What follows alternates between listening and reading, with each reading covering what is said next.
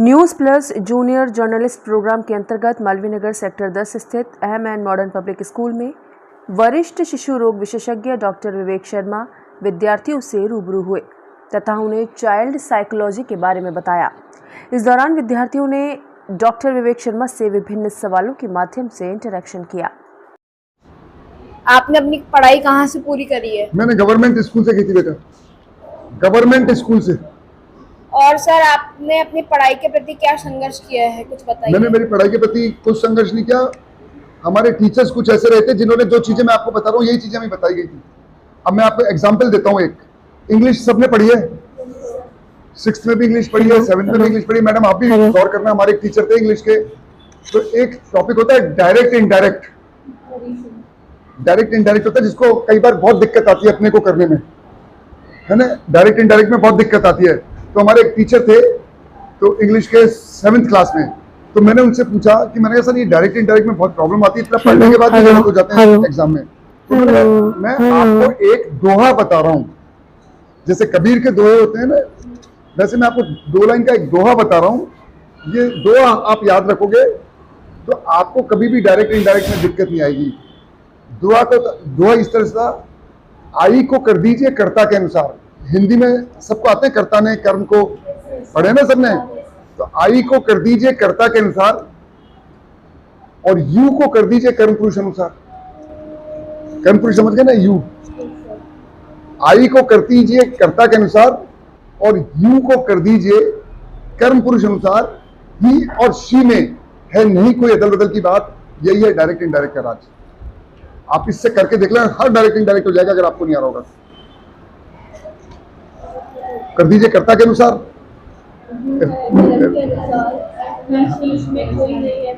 ही और शी में है नहीं कोई अदल बदल की बात। यही है डायरेक्ट इनडायरेक्ट का राज। हमारे टाइम पे एक मॉडर्न मैथ्स आई थी। ये कई बार क्या होता है, टीचर्स आपको अच्छे मिल जाते हैं और आप टीचर से पूछोगे तो आपको अच्छे मिलेंगे, आप नहीं पूछोगे तो कभी अच्छे नहीं मिलेंगे आपको। आप पूछो, आप ये मत सोचो मुझे नहीं आता मैं डफर हूं। पूछोगे तो आपको teachers out of the class में तो टीचर्स वही पढ़ाएंगे जो प्रोटोकॉल होता है स्कूल का, लेकिन जब आप पूछोगे तो आपको तरीके बताते हैं। हर टीचर के दिमाग में एक अलग जीनियस होता है, क्योंकि टीचर्स ने इतने बच्चे ऑब्जर्व किए होते हैं कि उनको सब पता होता है। जैसे मैडम आप कितने टाइम हो गया कोई एजुकेशन में? 5 ईयर्स में मैडम ने कम से कम 5-4 बच्चे देख लिए, कम से कम बता रहा हूँ, कम से कम 5000 चिल्ड्रन देख लिए होंगे कम से कम, डिफरेंट कभी करके। तो जैसे मैं क्लिनिक चलाता हूँ, मुझे 20 साल हो गए, तो मैं कम से कम 1.5-2 लाख बच्चे देख चुका हूँ। तो मुझे बहुत चीजें ऐसी पता होती है कि जो प्रैक्टिकल एप्लीकेबिलिटी जाती है, वो टीचर्स जितने नए होते हैं उतनी दिक्कत। मैडम 5 साल बाद और अनुभव, तो मैडम से आप पूछोगे तो हो सकता है आइए आपको कोई यूनिक चीज बता दे जो इन्होंने अपने बचपन में पढ़ी हो, इनकी भी कमजोरी रही हो। बहुत चीजें होती हैं ऐसी, तो आपको हमेशा अलग से पूछना पड़ेगा। तो मॉडर्न मैथ्स आई थी, तो उसमें ग्रेटर और लेसर का साइन होता था एरो से, देखा है ना आप लोगों ने।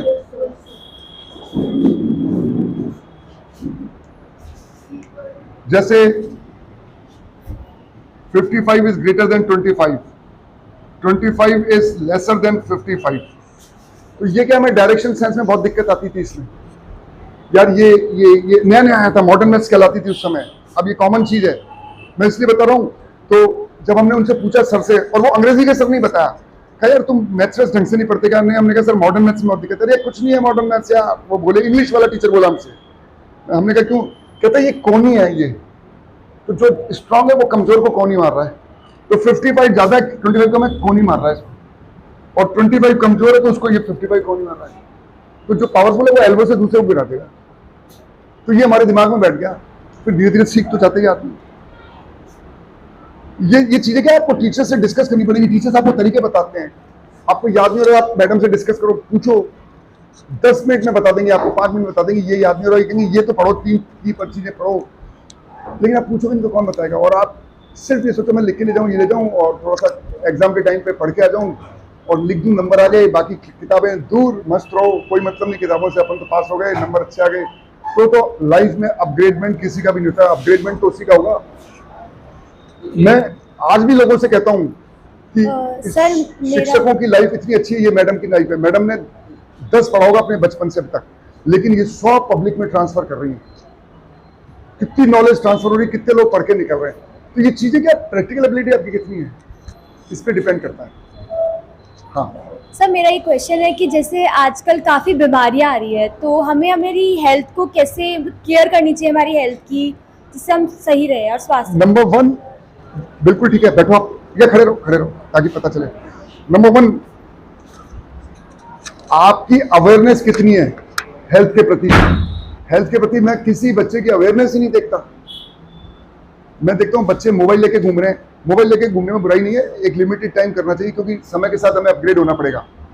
मैंने देखा बच्चे मोबाइल लेके घूम रहे हैं, रास्ते में जा रहे हैं, कोई ज्वेलरी का शोरूम सजा हुआ है, उसकी फोटो खींच रहे हैं और उसको टक टक टक ट्रांसफर कर रहे हैं अपने ग्रुपों में।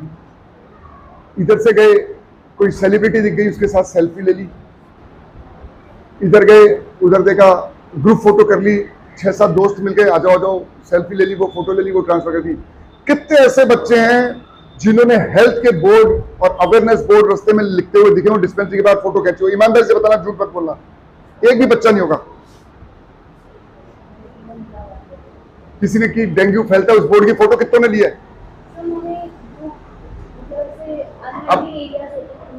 हाँ, कितने बच्चों ने लिया है कि कोविड के पोस्टर लगे होते थे, उनकी फोटो लेते थे रास्ते में। सच बोल रही है, झूठ बोल रही है? अच्छा, कितने बच्चे ऐसे जो ट्यूबरकुलोसिस के बोर्ड लगे होते हैं जगह जगह, उन पे फोटो लेते हैं, मलेरिया की फोटो। ये फोटोज आप लो, इनको ट्रांसफर करो आप अपने ग्रुप्स में। आपको खुद को एटीट्यूड हेल्थ के प्रति बनाना पड़ेगा। और यार, ये गवर्नमेंट बोर्ड लगा हुआ है, उसको पढ़ा आपने और उसकी फोटो खींची कट और उसको ग्रुप्स में ट्रांसफर किया आपने हेल्थ का। बनस्पति ये वो सेलिब्रिटी के साथ है, कोई वो फलाना का शाहरुख खान का पोस्टर है, या ये तो ठीक है, एंटरटेनमेंट है, पर टोटल एंटरटेनमेंट नहीं, काम की चीज भी तो करो आप। हेल्थ के प्रति एटीट्यूड, एक भी बच्चा मैंने आज तक नहीं देखा जो हेल्थ के गवर्नमेंट के बोर्ड्स लगे होते हैं, अवेयरनेस बोर्ड्स लगे होते हैं और उनके लिए फोटो भेजें। स्कूल ग्रुप चलता है, आपको उसमें भेजो। तो नंबर वन अवेयरनेस है ना, फिर इंट्रोडक्शन है। इंट्रोडक्शन क्या होता है? अवेयरनेस तो आपको हो गई, फिर आपने देखा यार डेंगू, अच्छा, जितने भी अवेयरनेस के बोर्ड लगे होते हैं वो उस समय उसी के बीमारी के लगे होते हैं जो फैल रही होती है, तो उसका थोड़ा सा पढ़ो, पर डे में उसका थोड़ा सा पढ़ो। बनस्पति ये देखने के लिए गदर 2 कितनी हिट हो रही है, पठान कितनी हिट हो रही है, जवान कितनी हिट हो रही है, बाहुबली कितनी हिट हो रही है, उसकी पिक्चर्स क्या रही है, उसकी वजह आप देखो 5-7 लाइन आपको डेंगू की बस पता होनी चाहिए, ये होता है, ये होता है, ये होता है, ये ऐसे फैलता है। That is introduction. और फिर उस इंट्रोडक्शन को आप स्प्रेड करो अपने ग्रुप्स पे। अपने ग्रुप बना के रखते हो आप लोग, सब ग्रुप्स होते होंगे ना आप लोगों के, उसमें करो। और तीसरा फिर इंटरवेंशन होता है, वो आपको लगता है तो वो आप किसी की सलाह लो, पेरेंट्स को बताओ, डॉक्टर की सलाह लो, डिस्पेंसरी में जाओ। तो ये चीजें आपको क्रिएट करनी पड़ेगी हेल्थ का। मेरा ये कहना है कि आज ही जाके सब अपने एक हेल्थ ग्रुप बनाओ, एमएन मॉडर्न हेल्थ ग्रुप करके। मैं मैडम आपसे भी रिक्वेस्ट करूंगा, और आप सब पेरेंट्स का बनाएं, आपके पास आते हैं, और उनको हर 3 दिन में एक हेल्थ का मैसेज सबको करें। डेंगू फैल रहा है तो डेंगू का नेट पे खूब मिल जाता है, डेंगू कैसे रोकें। डॉक्टरों के पास जाने की जरूरत ही नहीं है, ये अवेयरनेस तो आपको आपस में करनी पड़ेगी। कल को डेंगू का वैक्सीन आता है तो उसकी गवर्नमेंट ला देगी, डॉक्टर लगा देंगे। मैं कितने लोगों को कह सकता हूँ, मेरे पास 50 पेशेंट आ गए, 100 पेशेंट आ गए, 200 पेशेंट आ गए, उनको बोल दूंगा पोस्टर लग। तो आप लोग उसको स्प्रेड करो कि डेंगू वैक्सीन आया। This is the best way to be healthy in the society. Sir जैसा कि हम लोग देखते हैं सब लोग कि डॉक्टर की पढ़ाई में काफ़ी कठिनाइयाँ आती हैं, तो आपको अब की से कठिनाइयाँ क्या लगी जिन्हें आपको करने में बहुत मुश्किल हो? नंबर 1 बात बता रहा हूँ, हर पढ़ाई में कठिनाई आती है। जब आप 6th क्लास में पढ़ते हो तो आपको 6th कठिन लगती है, जब आप 7th लगते हो तो 7th कठिन लगती है। और किसी भी चीज़ को ढंग से करा जाए तो वो हमेशा कठिन ही होती है। और आपको ढंग से पढ़ना है तो कठिनाई से ही पढ़ना पड़ेगा, टाइम पास से नहीं पढ़ा जाएगा। और कठिनाई को पार करने के लिए आपको उसका एटीट्यूड बनाना है, मैंने बताया जैसे एकेडमिक का, और आपको इंटरेस्ट लेके पढ़ना है कि मुझे ये, मैं इसको कैसे जारी कर पाऊंगा। मैं इसको प्रैक्टिकल एप्लीबिलिटी में, डॉक्टरी पढ़ रहे हो तो मैं पढ़ रहा हूँ तो ये पेशेंट पे कैसे लागू होगा, खाली मैं ये सोच के पढ़ लूँ कि मैंने पढ़ लिया और मैं कॉपी में लिखाऊंगा, नंबर लिख जाऊंगा, मेरे पास एक बहुत मोटी डिग्री होगी, मैं लगा लूंगा, उससे काम नहीं होगा। मुझे वो उसे पढ़ते हुए सोचना पड़ेगा कि जब ये मैं पढ़ रहा हूँ तो इसको मैं प्रैक्टिकल एप्लीबिलिटी करके कैसे करूंगा। फॉर एग्जाम्पल, इंजीनियरिंग कितने बच्चे पढ़ते हैं? कितने बच्चों ने न्यूक्लियर एनर्जी पढ़ी है अमेरिका यूरोप में?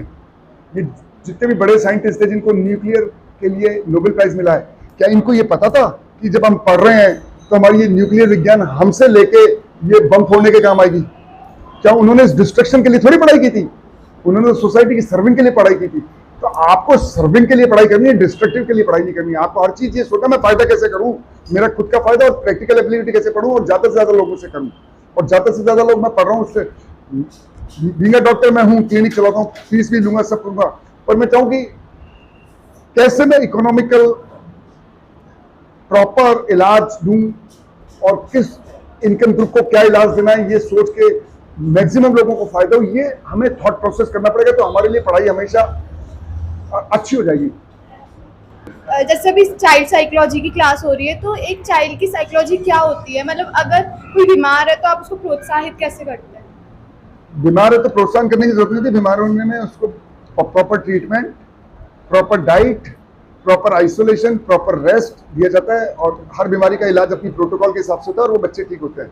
और बीमारी ना हो उसके लिए मैंने आपको तरीके बताई थी सारे। सर, ये अभी जो यंग यूथ आ रहा है, ये इस तरीके का आ रहा है कि इनमें एंजाइटी है, डिप्रेशन है, ये सुसाइड करते हैं, ऐसा क्यों? इस साइकोलॉजी क्योंकि मैंने आपको जो पॉइंट बताया, ना तो इनमें एटीट्यूड है, ना इनमें एक्सेप्ट। फॉर एग्जाम्पल, बिहार का बच्चा यहाँ कोटा में एलएन में पढ़ने आ गया, तो कोई इसको एक्सेप्ट नहीं करता। यार बिहार का ये जब ग्लोबलाइजेशन हुआ है तो डिफरेंट जगहों पे डिफरेंट जगहों के लोग आ रहे हैं। एक इंजीनियरिंग कॉलेज में आपको बिहार के भी मिलेंगे, यूपी के भी मिलेंगे, महाराष्ट्र के भी मिलेंगे, तो वहां सब अपने अपने ग्रुप बना के रहते हैं। भगवान ने उनको मौका दिया एक्सेप्टेबिलिटी का, सब एक दूसरे के साथ उठे बैठे, पर ऐसा होता नहीं है। वो बिहार वाले अपने अलग ग्रुप में रहेंगे, आप हॉस्टल में जाओगे तो पता चलेगा, और महाराष्ट्र वाले अलग रहेंगे, वो अलग रहेंगे। तो ये आइसोलेट होना है। आपको बिहार का आ गया, उसका कोई वैल्यू नहीं है वहाँ पे। राजस्थान वाले, जयपुर वाले अलग बैठे हैं, जोधपुर वाले अलग बैठे हैं। तो ये एक्सेप्टेबिलिटी जब तक सोसाइटी की तरफ, जब तक आपका एटीट्यूड नहीं होगा और आप लोगों को नहीं समझाओगे, तब तक ये दूर नहीं हो सकता। कितनी गवर्नमेंट कुछ कर ले, कितने इंस्टीट्यूट के लोग कुछ कर लें, सब फेलियर एक्सरसाइज ने। कोई प्रेशर नहीं है, ये प्रेशर नहीं है, ये एक्सेप्टेबिलिटी नहीं होती उस आदमी की। यहाँ पे वो अकेला पड़ा है, ना किसी के साथ घूम फिर रहा है। अब जो बिहार के दरभंगा जिले से आया हुआ है, उसको वहाँ कोई जानता नहीं है, कोटा में अकेला रहता है, उसका थॉट प्रोसेस क्या चल रहा है कुछ पता नहीं चलता, और अल्टीमेटली डिप्रेशन और एंग्जाइटी में। सर, आजकल के सारे बच्चों में स्टडी प्रेशर बहुत ज़्यादा है, उनमें कंपटीशन बहुत ज़्यादा है सब बच्चों में कि नहीं मुझे इससे आगे निकलना है, मुझे ऐसा करना है, मुझे वैसा करना है, बस मुझे इसको पीछे छोड़ना है। तो वो कंपटीशन कैसे कम करे सब बच्चे? कंपटीशन कम करने का एक ही तरीका है, और वो कंपटीशन कम करने का तरीका है कि खुद से कंपटीशन होना चाहिए।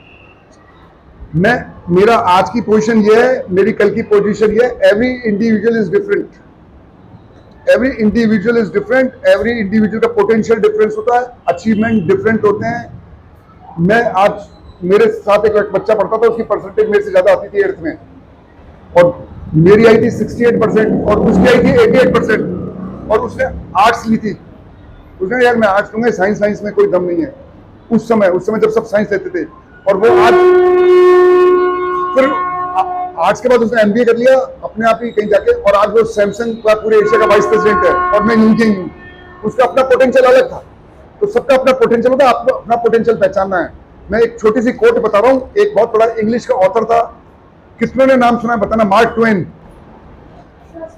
सुना हुआ है? आपकी इंग्लिश की किताब में पढ़ाते हैं, आप लोगों ने ढंग से नहीं पढ़ी वो, इसलिए सब ढंग से पढ़ो। उसने कहा था, ए ग्रेड, एक एकेडमिक होते हैं ना, लड़के पढ़ने वाले होते हैं, चश्मा लगा के आ रहे हैं और बैग लेके आ रहे हैं, फाइलें लेके आते हैं, कॉलेजों में जाओगे तो बहुत मिलेंगे ऐसे। तो A grade teachers B grade students, A grade students teachers B grade students in the future. वो कोई यूनिवर्सिटी में प्रोफेसर है, कोई आईआईटी का प्रोफेसर है, कोई है। B grade students all are simple employees, C grade students all are successful businessmen, and B grade students, इनकी जिनकी इंटेलिजेंट क्वेश्चन आई होती है, they dedicate bridges and all these buildings to the nation, they are politicians। तो level आगे जाके ये होता है इंटेलिजेंट क्वेश्चन किसका जाता है। अगर ए ग्रेड बिजनेसमैन नहीं बन सकता, बिजनेसमैन ए ग्रेड नहीं बन सकता, और सबके अपने काम होते हैं। तो कंपटीशन खुद से करो, खुद की पोटेंशियलिटी बढ़ाओ, खुद का वो बढ़ाओ, कैलिबर बढ़ाओ, खुद की एक्स्ट्रा रीडिंग्स करो, बुक्स पढ़ो, लोगों की लाइफ के बारे में जानो। तुम्हारे सब्जेक्ट कॉमर्स है ना, हाँ, इकोनॉमिक्स की किताब पढ़ो, फेमस इकोनॉमिस्ट क्या कहते हैं, तुम्हारा व्यू ये होना चाहिए पढ़ने का।